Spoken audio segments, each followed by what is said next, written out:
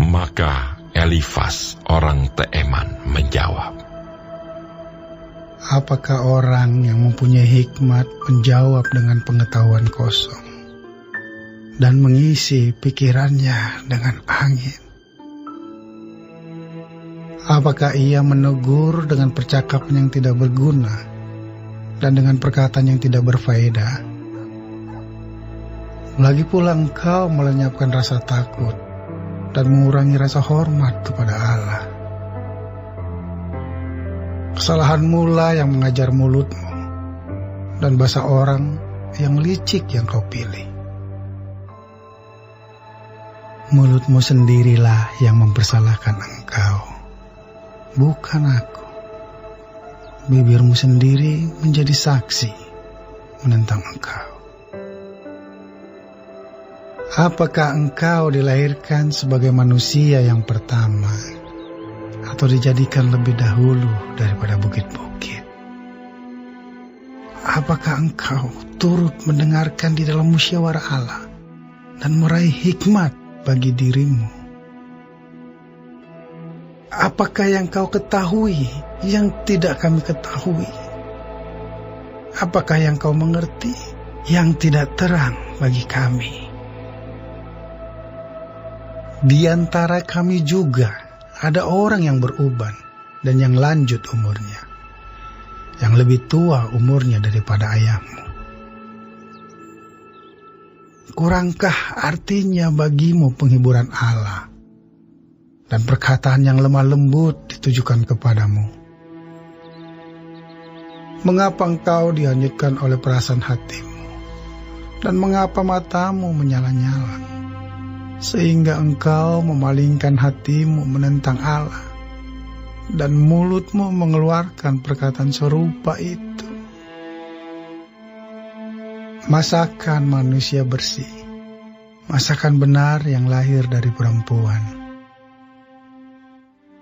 Sesungguhnya para sucinya tidak dipercayainya, seluruh langit pun tidak bersih pada pandangannya. Lebih-lebih lagi orang yang keji dan bejat, yang menghirup kecurangan seperti air. Aku hendak menerangkan sesuatu kepadamu. Dengarkanlah aku, dan apa yang telah kulihat hendak kuceritakan, yakni apa yang diberitakan oleh orang yang mempunyai hikmat, yang nenek moyang mereka tidak sembunyikan. Ketika hanya kepada mereka negeri itu diberikan, dan tidak ada seorang asing pun masuk ke tengah-tengah mereka. Orang fasik menggeletar sepanjang hidupnya. Demikian juga orang lalim selama tahun-tahun yang disediakan baginya. Bunyi yang dahsyat sampai ke telinganya. Pada masa damai ia didatangi perusak. Ia tidak percaya bahwa ia akan kembali dari kegelapan. Ia sudah ditentukan untuk dimakan pedang. Ia mengembara untuk mencari makan, entah kemana. Ia tahu bahwa hari kegelapan siap menantikan dia. Ia ditakutkan oleh kesesakan dan kesempitan yang menggagahinya laksana raja yang siap menyergap. Karena ia telah mengedangkan tangannya melawan Allah dan berani menantang Yang Maha Kuasa.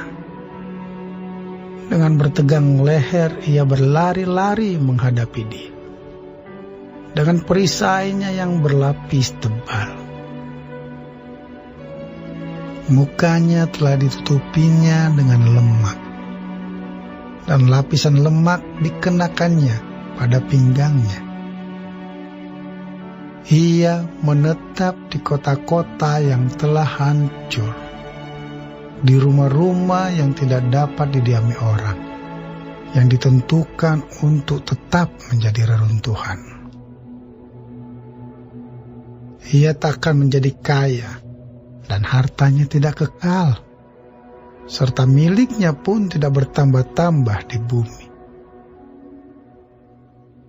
Ia tidak akan luput dari kegelapan. Tunasnya akan dilayukan oleh nyala api, dan ia akan dilenyapkan oleh nafas mulutnya. Janganlah ia percaya kepada kesia-siaan. Akan tertipulah ia, karena kesia-siaan akan menjadi ganjarannya. Sebelum genap masanya, ajalnya akan sampai, dan rantingnya pun tidak akan menghijau. Ia seperti pohon anggur yang gugur buahnya, dan seperti pohon zaitun yang jatuh bunganya. Karena kawanan orang-orang fasik tidak berhasil, dan api memakan habis kemah-kemah orang yang makan suap. Mereka menghamilkan bencana dan melahirkan kejahatan, dan tipu daya di kandung hati mereka.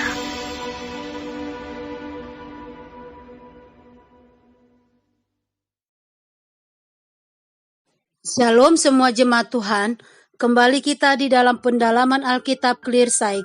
Sekarang kita sudah memasuki kitab Ayub 15.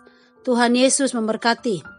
Sahabat Ayub, Elifas, kembali berbicara kepada Ayub bahwa Tuhan sedang menghukum Ayub, dan Ayub tetap yakin bahwa dirinya tidak melakukan kesalahan yang membuatnya pantas untuk menderita. Elifas meyakini kalau Ayub kena karma dihukum Tuhan, di mana orang baik hidup senang, sedangkan orang jahat menderita. Di satu sisi kalimat ini benar, tetapi untuk kasus Ayub berbeda. Elifas mempertajam suasana. Elifas semakin menuduh Ayub, yang ada bukan lagi menasihati, tetapi tuduhan yang penuh kemarahan. Orang fasik sepanjang hidupnya akan menderita ketakutan, dan akhirnya binasa oleh karena hidup mereka yang menentang Tuhan. Ucapan Elifas yang semakin menuduh Ayub, kita harus berhati-hati di dalam menasihati orang lain. Maksud baik belum tentu bisa diterima dengan baik. Tuhan yang kita percaya itu tidak buta dan tidak tuli. Ia mendengar dan melihat segalanya. Tuhan itu adil dan ia tidak salah menghakimi kita.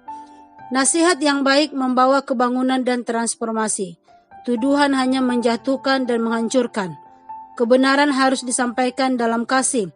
Kiranya Tuhan menolong kita ketika kita memberi nasihat kepada orang lain dengan lemah lembut dan penuh kasih. Amin. Tuhan Yesus memberkati.